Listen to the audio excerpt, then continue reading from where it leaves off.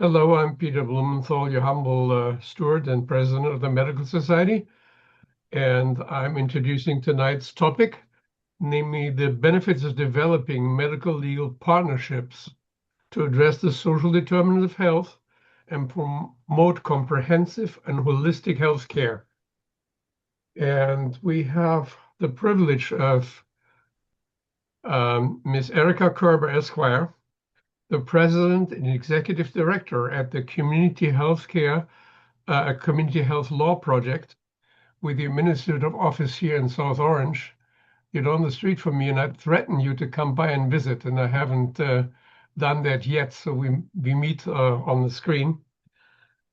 Founded in 1976, the Community Health Law Project is a nonprofit legal service organization which has provided legal and advocacy services to low-income New Jersey residents living with disabilities, chronic health conditions, and the frail and elderly for almost 50 years. CHLP has regional and satellite offices throughout the state. And you can look them up on their website, www.chlp.org,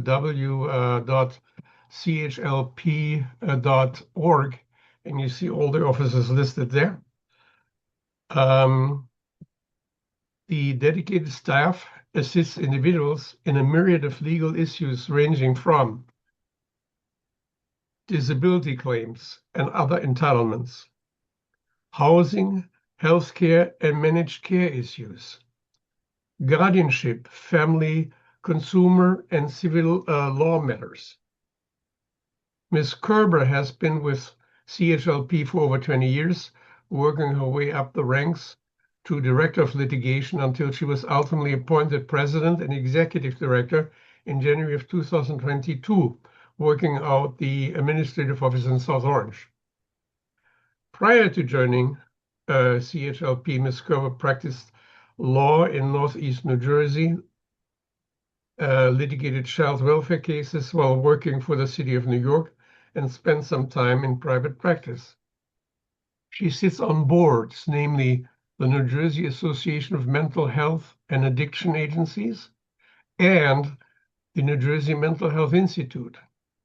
She's also a member of the New Jersey Mental Health Coalition, the New Jersey Professional Advisory Committee of the Division of Mental Health and Addiction Services within the Department of Human Services, and the New Jersey Department of Health Advisory Council on HIV, sexually transmitted diseases, and viral hepatitis. In addition to her other professional affiliation, she's also received several awards for her work and leadership.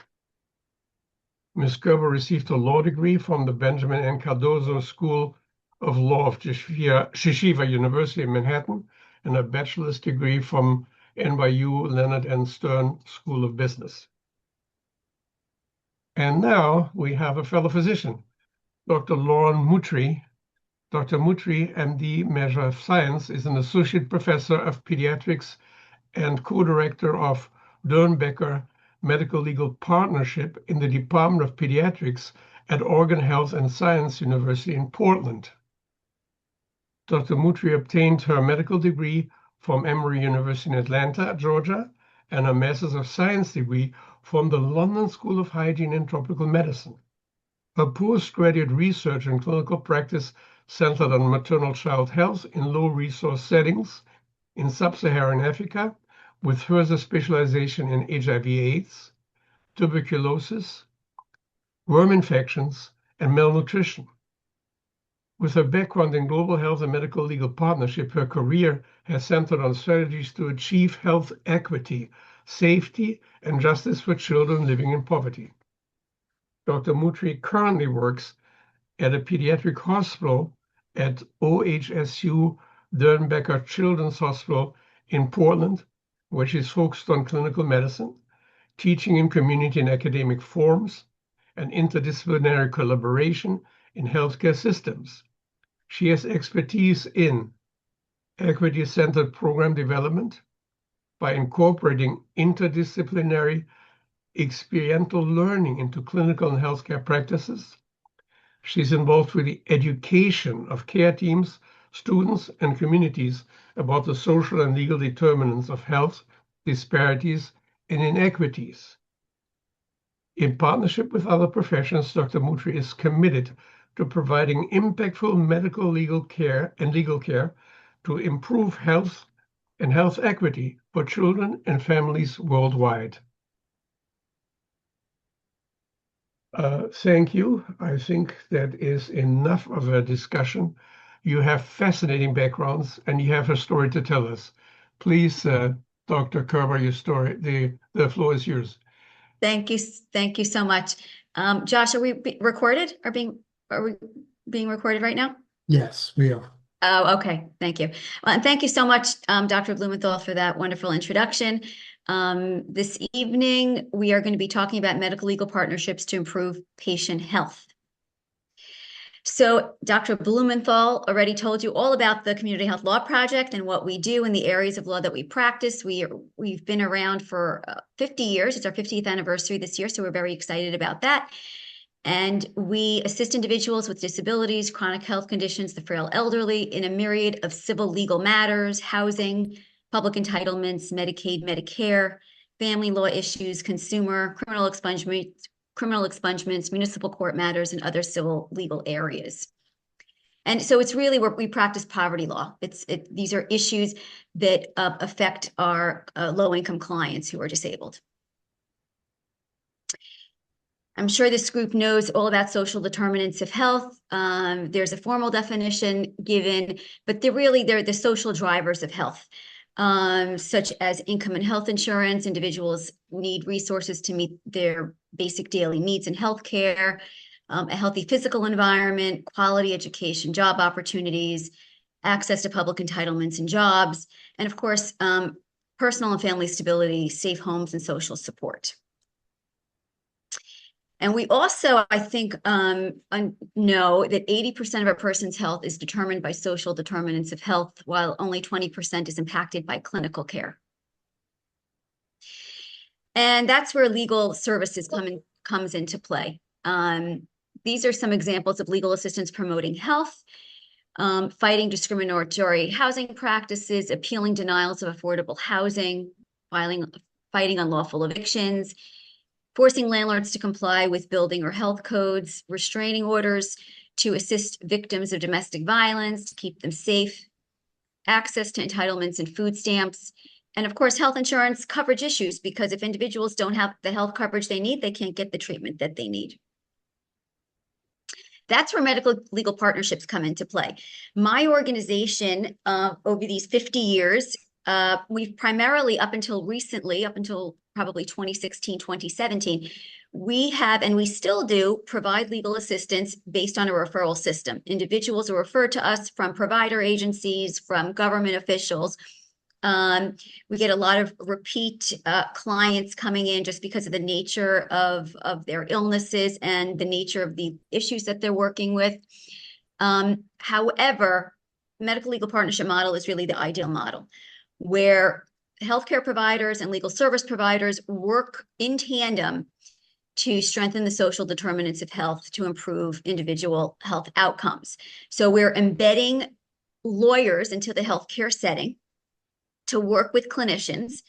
We're also training the healthcare staff, the clinical staff, to build capacity so they have a better understanding about some of the legal issues and can identify legal issues that their patients may have. It's a proactive response. When problems are found, like unsafe living conditions, they can be addressed preventively through the in-clinic attorney. Clinicians and attorneys are working together to help the patients by strengthening legally protected social supports.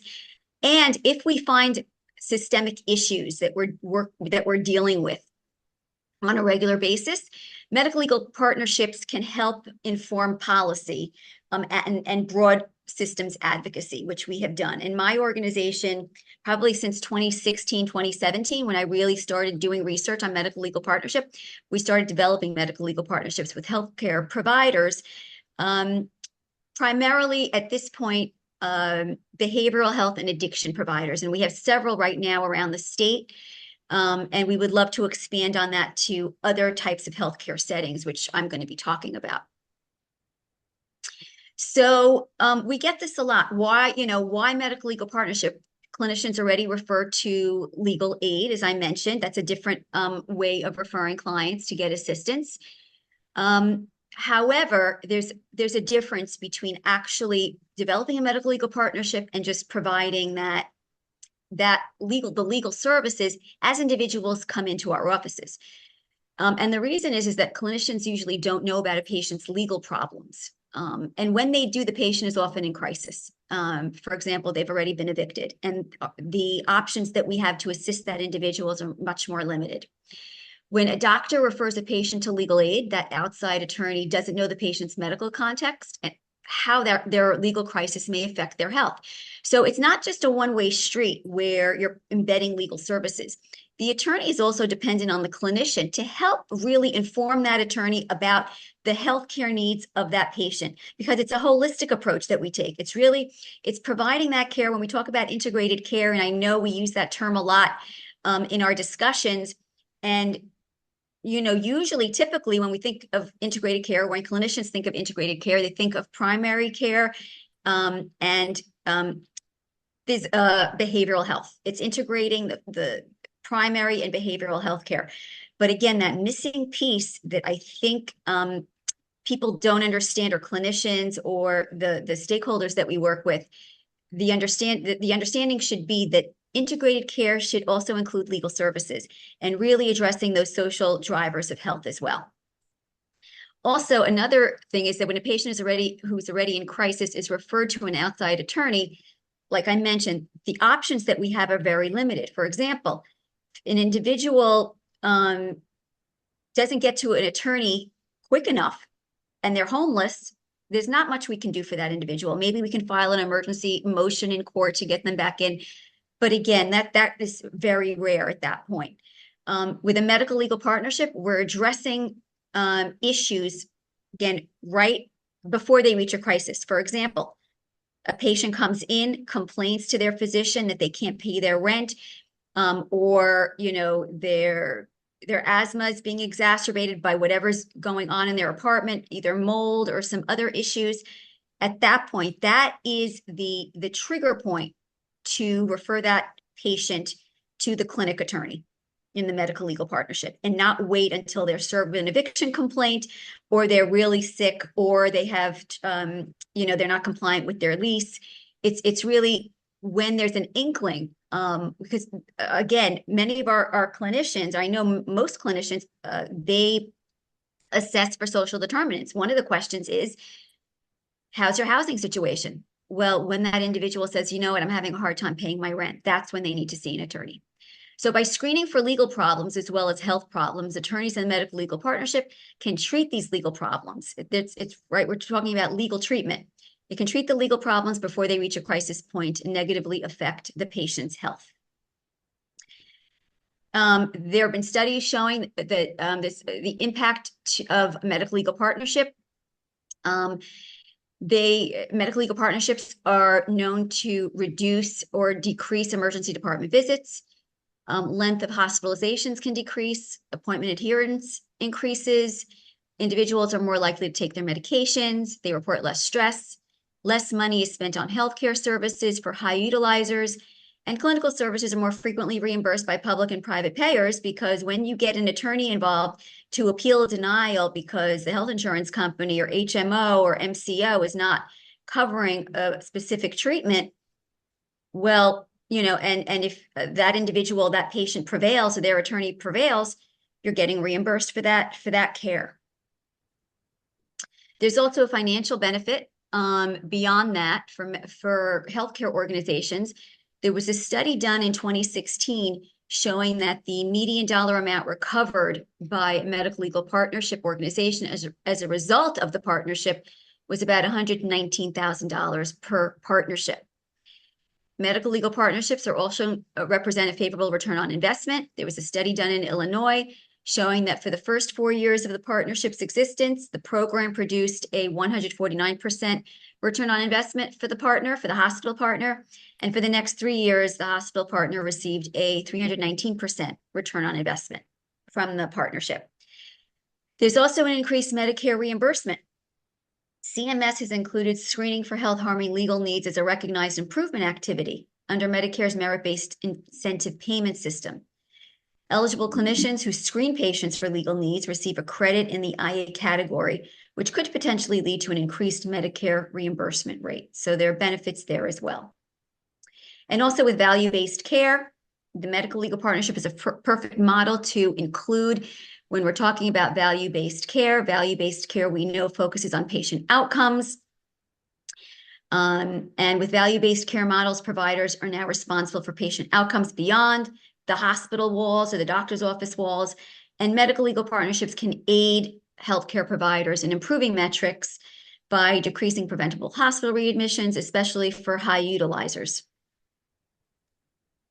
So now I'll be talking a bit about the different healthcare sites where medical legal partnerships are ideal to really embed. And it's really in any type of healthcare setting. And every medical legal partnership is a little different depending on the needs of the healthcare provider, as well as the needs of the patients that they're seeing. So here we have an example of veterans medical legal partnerships. There was a study done out of 2 sites, one in Connecticut, one in New York. And the study found that the more legal services a veteran received, the better they fared.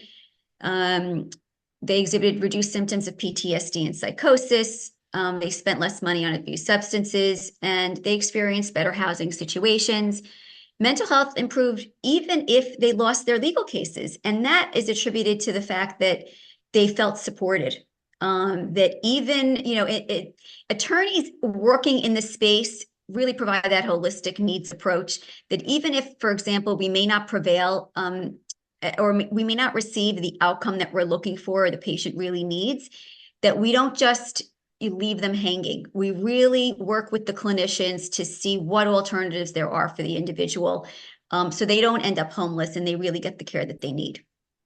The most common legal problems that were found were VA benefits, housing, family law, consumer issues. And this is also very telling. It also found that the average cost to pay for legal assistance, because there is an investment made usually in these situations by either the healthcare provider that makes the investment in the medical legal partnership, or there's some grant opportunities that we can tap into. But primarily, it's the healthcare provider that's making the financial investment and paying for the medical legal partnership for the attorneys. And here it showed that the average cost to pay for legal assistance to resolve legal issues ranged from about $200 to $400 per case, compared to the annual cost of $10,000 to $60,000 of caring for a chronically homeless person or one with severe mental illness. So it's very clear. It's kind of like a no-brainer that from a financial perspective, it just makes sense as well. And here's another example of medical legal partnerships in Indiana embedded into a mental health program as well as a substance use facility. Very similar types of services as in the VA hospitals as well, and the same type of patients. And here we have an example of a medical legal partnership in a developmental center that provides services to low-income families and children with developmental disabilities. We call it Project HEAL in Baltimore, Maryland, where attorneys are embedded into the healthcare setting, and the areas of focus, again, are really tailored to the population and what the needs are. So they're dealing with special education and school discipline, public entitlements, guardianships, or less restrictive alternatives to guardianship, housing, family law, and other areas, criminal expungements, name changes, and employment, which again, these are all areas that most legal service providers handle. Our organization handles all of these types of issues as well. So there was a survey done of Project HEAL in the developmental center that was administered to clinicians in the healthcare setting. 95% of clinicians surveyed indicated that families who received Project HEAL representation were more successful in accessing complex service systems, and 89% indicated that working with Project HEAL, with the medical legal partnership, greatly impacted their ability to effectively advocate on behalf of their patients. So here's another type of healthcare setting, a federally qualified health center. As we know, the patients that they see are primarily low-income individuals. They provide, again, that wraparound holistic care, primary, dental, behavioral, vision, And they here in Hawaii, it's a medical legal partnership in FQHC. And they have addressed these issues, the priority legal issues in this setting were housing, family, education, income benefits, and employment. So they're very similar to the types of issues that we see. Again, we're dealing with individuals who are very low income and dealing with these are poverty law issues that we deal with on a regular basis. And then here, lastly, in terms of my last slide, Nebraska has a very robust medical legal partnership in all their hospital clinic, in their clinics, their hospital system, and in all their clinics. And when I started learning about medical legal partnership, I was fascinated by what they're doing here. And the first time I presented a medical legal partnership was, well, a few years ago now at Central State Hospital in Freehold, New Jersey. And I showed a video that I'm going to actually show right now. And after I showed it, again, the Nebraska model, which is really fascinating. The clinicians, my colleagues who were working at Central State Hospital, they were administrators, and they kind of looked at each other and said, how can we be behind Nebraska? No offense to anyone from Nebraska, but, you know, being from the Northeast, and no offense, Dr. Mutrie, but being from the Northeast, you're thinking you're kind of leading the way, right? Like you see yourself as kind of, you know, leading the charge in a lot of these areas and innovation. And to see what Nebraska is doing is really, you know, we all felt that we really needed to replicate what they're doing there in terms of that holistic approach. So at this point, I'm going to stop sharing my PowerPoint. And did I stop sharing? I don't know. Oh, I have to end it. Sorry about that. And I am going to, let's see. Here we go. Can you see my screen? Yes. Okay. Struggling through an illness is never easy, but studies have shown it is even harder for people who do not have much money, education, or other resources. In response, many hospital systems across the country have begun establishing so-called medical legal partnership. Lawyers with non-colleagues, non-experts, with doctors, helping disadvantaged patients work through problems that could interfere with their health. Dr. Correspondent Jack reports on the adherence. Diego Salcido is only 5 years old, and he has had more happen in his young life than people 10 times his age. A diagnosis of leukemia led to which Diego's mother is a constant presence by his side. It's been a very rough year, but God has kept me on my feet. What's going on to get up with? I don't know where it comes up with all this stuff. My son. I can't take up to 1.7. Diego has a team of doctors, social workers, and lawyers. Yes, lawyers. Trying everything they can to get him well. What do you think it's going to be like when you go home? We'll be very happy when we go home. Diego will be as well. We just have to face these new difficulties. One of those difficulties is whether the family apartment is safe enough for Diego to live in once he is discharged. Very good. On this day, a team from Legal Aid of Nebraska that works in partnership with Nebraska Medicine is dispatched to investigate.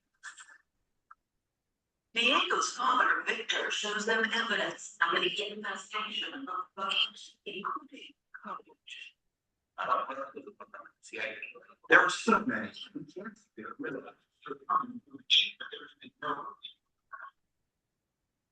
The bugs present too great a health risk to Diego, whose immune system isn't taking time off. Lawyer and medication delivers the news to Diego's mother that her little boy cannot return home. So what we would like to do is maybe try to reach out and find some resources to help you guys find your apartment. And then help you terminate the lease with the landlord and get your rental assistance or your rental deposit back, if that's okay with you. Even though lawyers, the last people doctors want to see involved in patient care, a new attitude was taken hold here. We physicians have relatively little understanding of the legal process, and we can say things like, well, yeah, house is someplace clean, and then so wash the hands of it. Downstream something like that. Cancer surgeon Kerber is that somebody who gathered the resources. In fact, she only accepted a job with Nebraska Medicine once she was assured that a partnership similar to the one she formed at a last hospital would be created. I ran a partnership and came to find that I couldn't practice medicine without that. We talked about matrices, and we are learning that we really are impacting health. So if we can get somebody reinstated with their insurance plan, then they're going to be able to afford to take their anti-hypertension medication, and their blood pressure is going to be improved. And who would have thought of that? That an attorney's going to fix somebody's blood pressure. Omaha is part of a growing movement, Omaha Partnership, founded in 1993. Doctors at Boston Medical Center believe cases of childhood asthma to mold in homes and brought in lawyers No. and landlords. The idea took years to catch on, but national leaders say there are medical partnerships now in almost 300 hospitals and health centers, and as dozens more are being planned. We're not getting any housing issues are the biggest problem. The cases that Mindy Amelli and her team of 6 lawyers and 2 paralegals take on range from landlord-tenant issues to insurance enrollment and reimbursement to deathbed wishes involving child custody and wills. It's an unfair system, and that's what we have. And it is a great stress things on because we are the system. In Omaha, almost 17% of the city's residents live in poverty. So to meet the need, the partnership has grown from one department in one hospital to all 5 of the city's major hospital systems, including 2 neighborhood clinics. Which is a lot of questions I need to ask. There, patients are screened not only for health problems, but problems that lawyers should help with as well. Nebraska Medicine's payments to legal aid in Nebraska have increased from $25,000 to more than $200,000 a year. And in 7 years, it has recouped $2 billion from the church in contested reimbursements. Just relax. Partnerships are an increasingly attractive model for health systems as more of them get to evaluate insurance, not for specific services, but set amounts for keeping people healthy. That would be very helpful. Hospital Administrator Teresa Franco says if everything aligns, partnerships become a win-win for patients, doctors, and hospitals. We can take care of some of these issues by reduce the number of visits to hospitals. Reduce the number of times reduce the number of times. That in itself will help from the standpoint of using the dominance that we advocated for much more complicated. Those screens promises healthier patients and reduce costs. Breast cancer survivor Denise Larson to legal issues.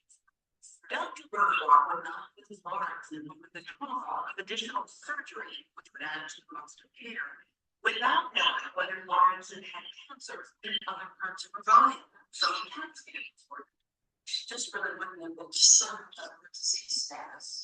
And we would have found clear out what the next best step for her care would have been.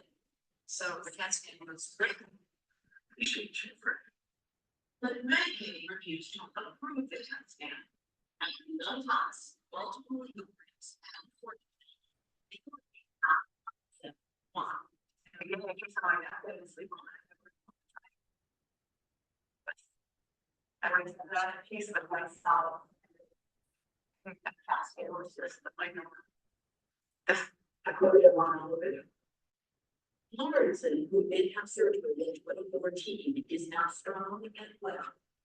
Because medical legal partnerships are relatively new, research to prove and to quantify how they improve health outcomes is only just beginning. Diego's mother already concerned that it works side by side with the medical team has an instant for son's chances of living a long life. It's a lot of help I received. I thank God for all of the angels he has sent me. This is Jackie Judd for the PBS NewsHour in Oklahoma. Yes. Okay, I hope you were able to hear that. Were you able to, it was okay? The audio? The audio was a little choppy, but for the recording, we can have Melissa, our communications director, splice in a sound audio version for later, and she can edit this type of back and forth out. Okay, so apologies about that. Let No, me. that's fine. So now I'm going to turn it over to, I'm honored to turn it over to Dr. Mutrie to continue the presentation. So thank you, Dr. Mutrie. Thank you. Can everyone hear me okay? Great. Yes. Thank you all so much for sharing your evening with us. I'm going to speak to the clinical experiential side to medical legal partnership. Before I talk about my current MLP, I'll give a little bit of background, and that is that I actually trained in medical school over 20 years ago with MLP experience as a requirement in my education at Emory University in Atlanta, and that continued into my pediatric residency. So I actually didn't know medicine without MLP, and when I first encountered it, I'm going to piggyback off this video and say, I cannot practice good medicine without a medical legal partnership and without attorneys by my side. So when I worked in children's hospitals where it didn't exist, we built them. We built them. Currently, I'm based in Portland, Oregon, and we have a medical legal partnership that we started in 2020. It's called Dornbecker Medical Legal Partnership. And we piloted the work in our NICU and fetal care program. So those are high-risk pregnancies. And we decided to do it this way because we thought this is the absolute earliest moment in the life of a child, an unborn baby, where we could have an impact on the social and legal determinants of health and thereby interrupt accumulation of adverse childhood experiences. So just a little bit about our program. We were actually the first pediatric medical legal partnership in Oregon, and we were the first NICU-devoted MLP in the United States. Since our inception in 2020, we've been able to consult with and convene with other MLPs and startups in the perinatal space across the country. We have several partners, including the Children's Hospital, OHSU, Medical Legal Partnership of Oregon, Oregon Health Justice Center, that's the nonprofit that supplies our attorneys, Oregon Law Center, which I'll talk a bit about later. This group of attorneys meets with us quarterly to discuss more complex cases and also to kind of keep track of trends going on in our state and surrounding states with things that we're seeing. Portland State University is our social work research partner. And very recently, we've had some hospital financial analysts get really interested in what we're doing and to help us make the case for the sustainability of this work. Next slide, please. Thanks, Erika. Just a little bit about our NICU. All the slide says is that we are busy. We have lots of deliveries and lots of NICU admissions every year. We have a pretty big catchment area in Portland. It includes Washington, actually Northern California, Idaho, and Alaska. Sometimes we have babies life flighted from Alaska to our hospital. And then our fetal care program really takes care of patients who are pregnant, who have very high risk or medically complex pregnancies. And we see about 450 patients a year in that category. And a little more than half of our NICU families have Medicaid. Next slide, please. So why did we want to do this in the NICU besides the upstream component that I just talked about? The NICU is a stressful place to be, whether it be 24 hours or 12 months. We see very concentrated risk factors for social and structural determinants of prematurity and low birth weight in NICUs. Not only that, but we see those issues develop for families who are in the NICU for long periods of time with babies who are medically complex. When this could be the NICU or the children's hospital, when you have a kid or a baby who's hospitalized for weeks or months, you lose your job, you lose your health insurance, you lose your apartment or your housing. And if you weren't poor then, you can very quickly fall below the federal poverty limits. So another reason we decided to pilot it in our NICU, and I think this is good advice for any MLP startup, is that it was a manageable, contained patient population. We really wanted to work out our flows and our processes before we opened the gates to the entire children's hospital. And then one of the most interesting things about doing this work in our NICU is that it is a place like no other in pediatric medicine where you build very longitudinal relationships with families, especially families who are there for months with preemie babies. Those relationships develop between physicians, nurses, social workers, case managers, really everyone. And part of the work of MLP is to actually train healthcare staff how to spot health harming social and legal needs in the hospital. Once you have long-term relationships with patients and families, that trust is there, and then they will disclose, sometimes really scary, stigmatizing social and legal hardships that they may never tell another soul. So that's another reason why this work was really interesting in the NICU. Next slide, please. So our structure, this is what we look like. We have both on-site and virtual hours. Our core legal team consists of 2 part-time attorneys. We have 2 medical champions of this work, myself and a neonatologist I work with, several social workers, nursing support. One really fun part of this work in this team is that we work with multiple types of graduate students in law, medicine, public health, social work. They help us with research projects. They help us interview families. They've helped us with program evaluations. So that's what I had as a medical student, and I'm really glad to pay it forward in this way with students where I'm at now. And then we also have social work researchers, as I mentioned before, and some financial analysts in the hospital. We have a side project that was actually developed by one of our MD and PH students to help qualifying families complete the child disability report as the first step in the Social Security application for medically complex babies. And then we are funded institutionally and also by several smaller grants that have actually helped us do some research projects and a program evaluation. Next slide, please. So what have we seen in our NICU? I will say my MLP experience from the East Coast to the West Coast, issues and trends differ by region and local patient population, and they also change over time. And it takes about 2 years, really, I think, to get a good idea of what your most pressing needs are and what trends are going to develop.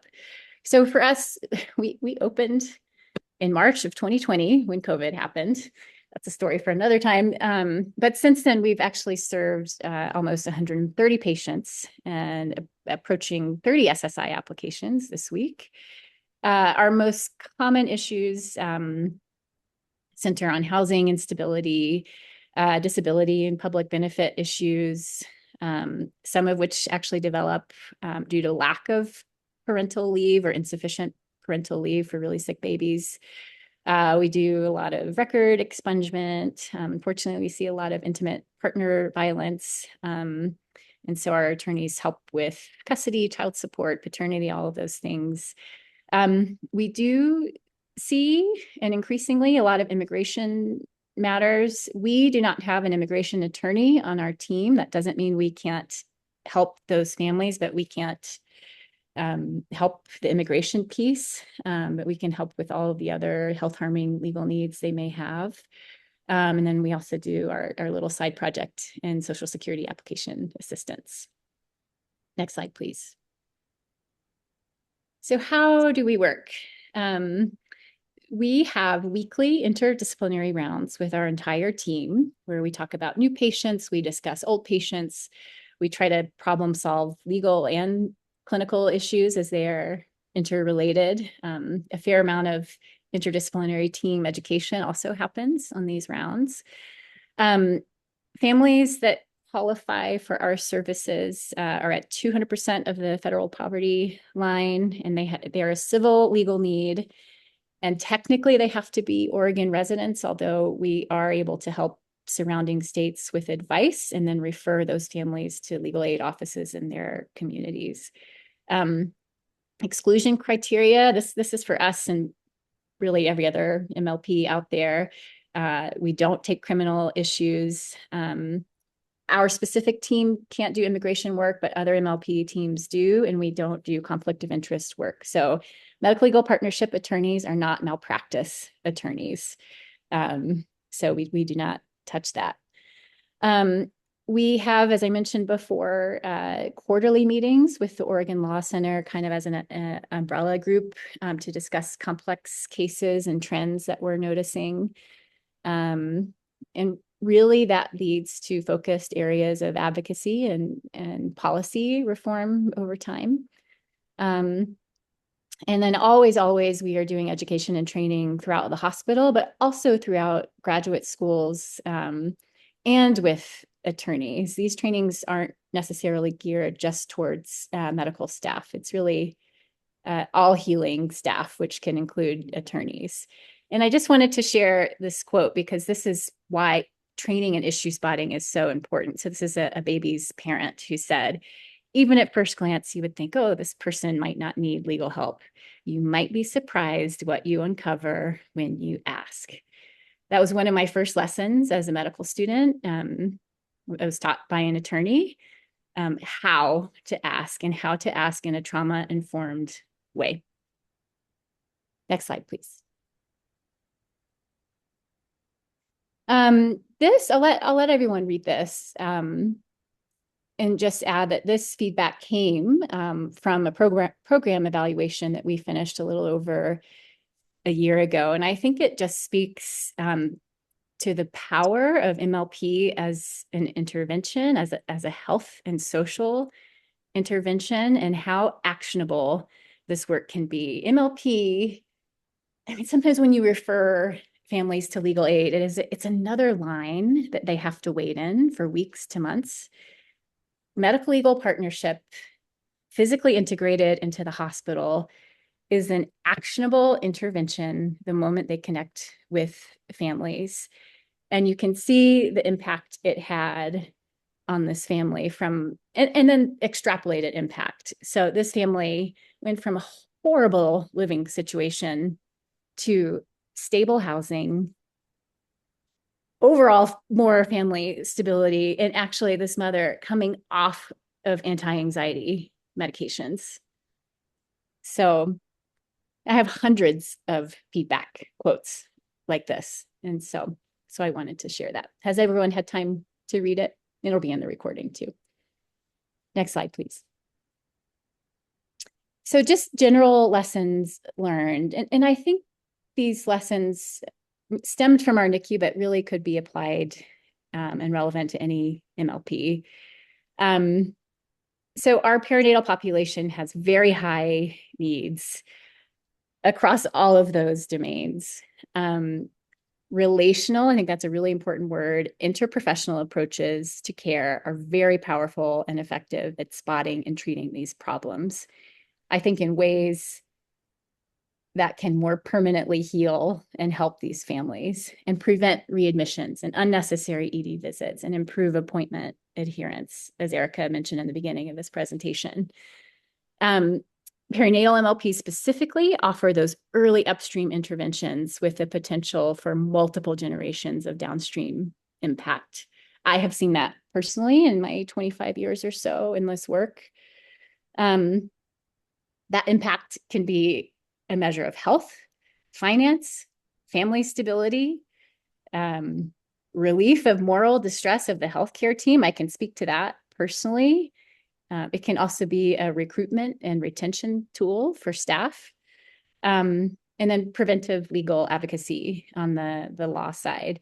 And then it's so, so important for our MLPs to have a sustainability mindset at the get-go and create an evidence base for work with data, thoughtful metric design, evaluation of client experiences directly from the clients and patients themselves, and outcome reporting to stakeholders.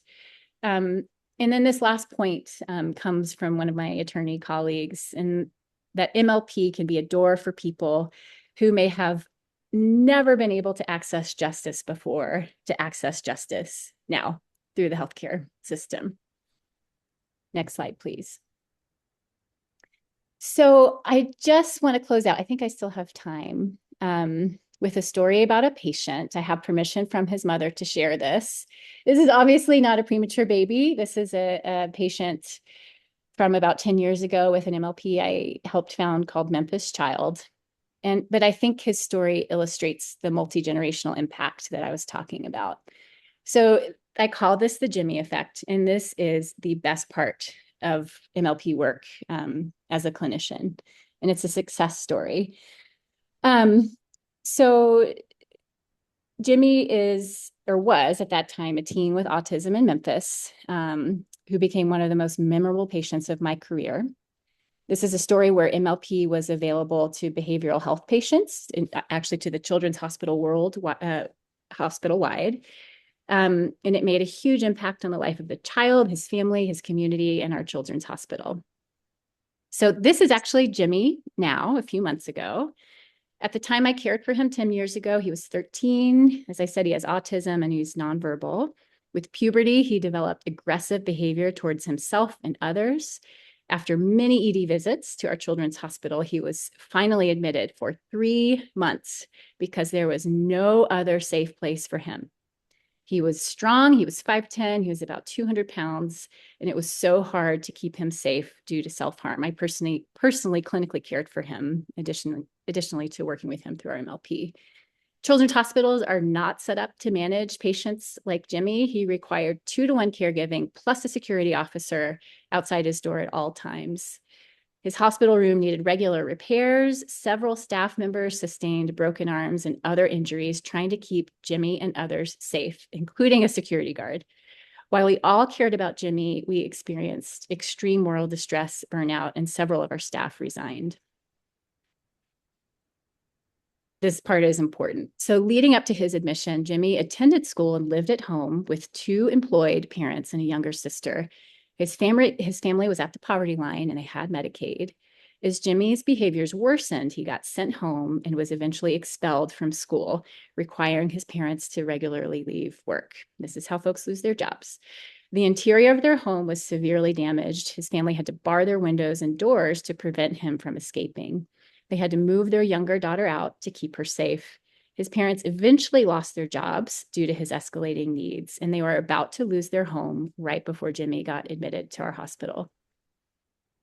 Around the 3rd month of Jimmy's admission, our MLP got involved. Our attorneys and social workers identified the health-harming social and legal needs with a remedy in law and advocacy. Our team worked on school issues, eviction prevention, access to public benefits and disability services, guardianship, and employment stabilization. They took Jimmy's case before 3 state legislatures in Tennessee, Arkansas, and Mississippi to advocate for appropriate long-term residential placement, which had all been challenging for a poor kid with autism and Medicaid in Memphis, Tennessee. Jimmy left our hospital no less than 2 weeks later for a residential facility in Arkansas, just 2 hours from his parents. That's where this picture is taken. He continues to thrive there as a 23-year-old man. His parents found new jobs and kept their housing and health insurance. The bars are off the windows and their daughter came safely home. They even have grandchildren in the home now, and this is what we call multi-generational stabilization. Hospital financial analysts estimated that our MLP saved our hospital $300,000 through reduction of unnecessary resource utilization. And those metrics included the length of his hospital stay, ED visits, building repairs, intensive staffing, improved retention of staffing. And that was more than our MLP's operating budget. I spoke to his mom a few months ago, and she teared up over the phone and said, "It is so wonderful that you are doing MLP work in Oregon. You sure cared for us and helped us. You done so much for us, and our lives are better to this day." This group here, I'm sure, understands the dire stats around mental and behavioral health. The prevalence of mental illness and behavioral health challenges, lack of resources, and complex health harming social and legal needs have devastating consequences for kids. In my current state in Oregon, suicide is the second leading cause of death for children. I keep a running list of patients at my current hospital who I would refer to MLP if I could. Like Jimmy, there are a lot of kids with complex medical, mental, and behavioral health needs. They require significant resources to keep them safe. And more often than not, the only care available to them is in our EDs and in our hospitals. They return to us over and over again with health harming social and legal needs that could have been treated and prevented by an MLP team. While children's hospitals across the country are experiencing the pediatric mental health crisis, the lack of resources is evident in local data and reflected in our own clinical experiences. I can attest to this. Many of us here have experienced the intensity of the behavioral health crisis, increasing consultations to psych, increasing acuity, psychosocial complexity, aggression. The cost of inaction is heavy, and it's harm to the child, family system, community, and health institution. We have to do something. We are not alone in thinking about MLP as an intervention into some of the challenges faced by this population. The good work of MLP is happening in children's hospitals across the US who are invested in pediatric behavioral health to better support these kids, their caregivers, and our healthcare teams. And I'll just close by saying that interdisciplinary legal care is new medicine. We can begin with spotting these issues, stabilizing the social and legal needs, understanding the trends, and ultimately addressing access to care issues to have a huge multi-generational reach. Thank you, everyone, for listening. Thank you, Dr. Mutrie. And with that, we're going to close with our contact information. So here we go. So please, if you have any questions, you can always reach out to us, and please share our contact information. And I guess I will, Josh, is it okay? Should I stop sharing right now? Sure. Okay. So we have a few more minutes. I don't know if anyone has any questions. Dr. Like knows us very well. He's on our board. We're privileged to have him on our board. And he knows a lot about medical legal partnership. I know that, and is very, a front runner, kind of a champion for medical legal partnership. And he facilitated getting us together this evening. So thank you, Dr. Like. Well, first of all, thank you, and thank you, Dr. Mutrie, for your superb work. It's really exciting to have your presentation, and it's an honor and privilege for me to serve on the board. I want to tell folks that CHLP is one of the best kept secrets, unfortunately, in New Jersey.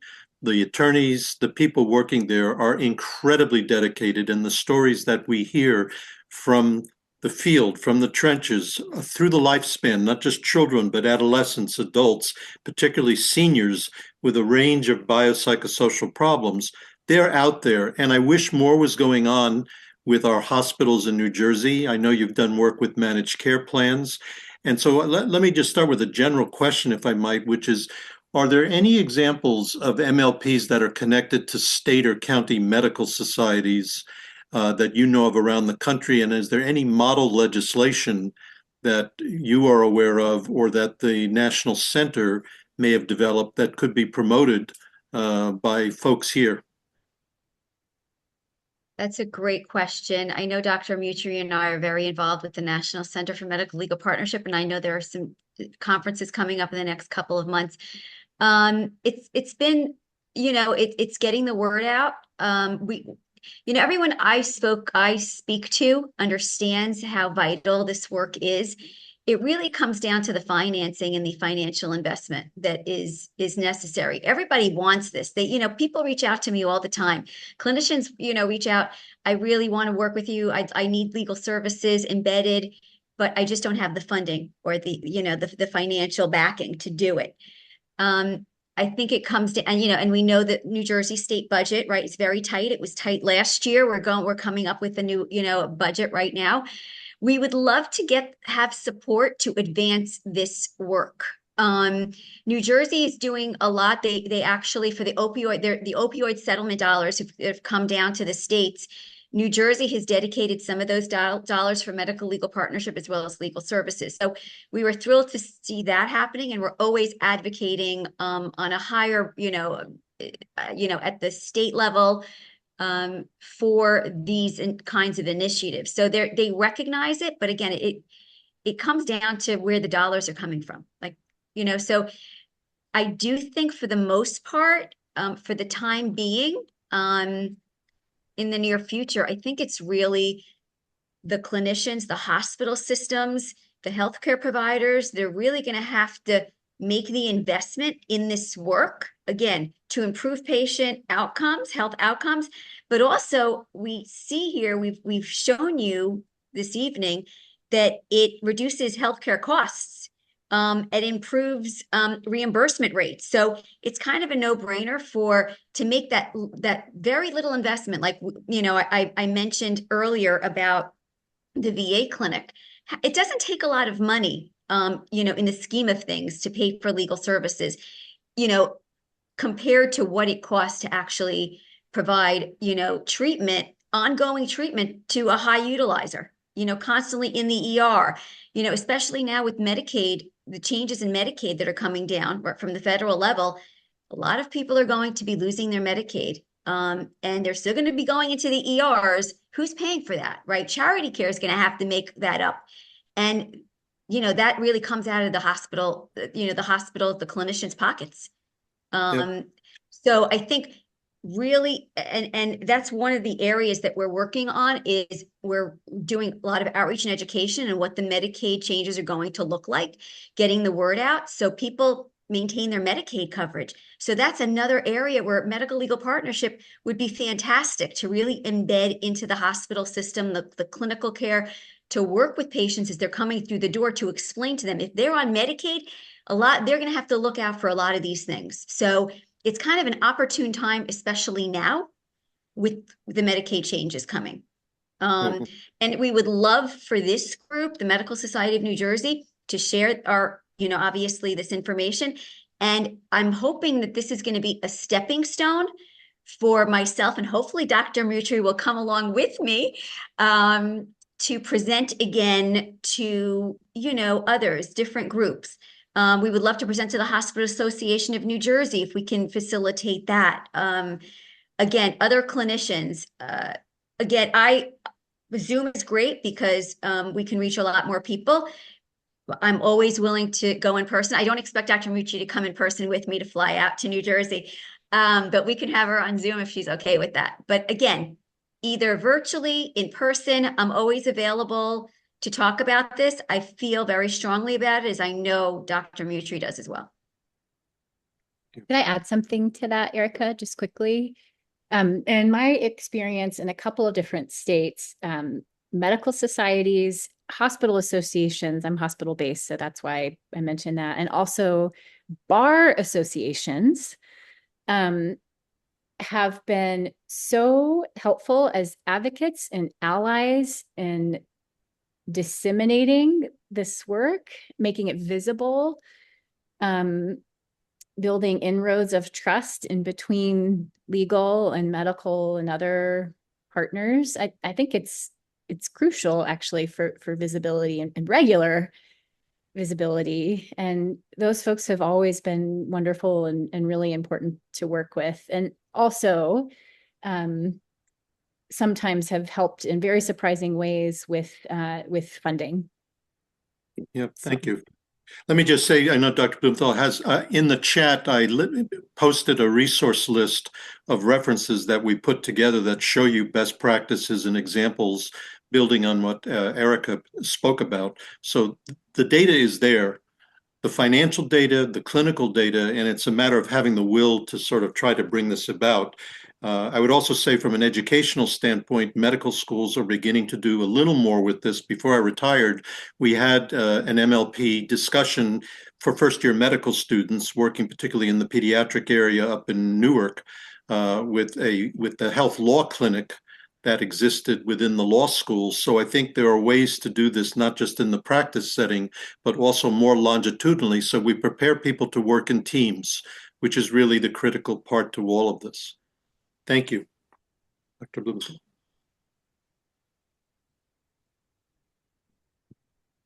You're muted, Dr. Blumenthal.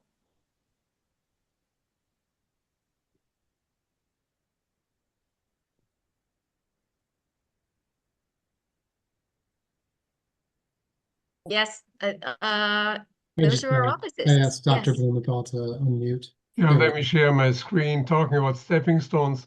These are 9 regional offices of CHLP in New Jersey, and then obviously there is the regional office in South Orange. I want you to visit the website listed here if you need this type of help. And then a question to Dr. Mutrie. I love this part of our country, and I'm very disappointed you're not wearing any Hellenites. Do you do any work with people from the Yakima Reservation? Yes, we have had patients from that area. Tribal law is very different than non-tribal law. So we still are able to help those families. We've been able to help establish parentage and tribal enrollment with some of those babies.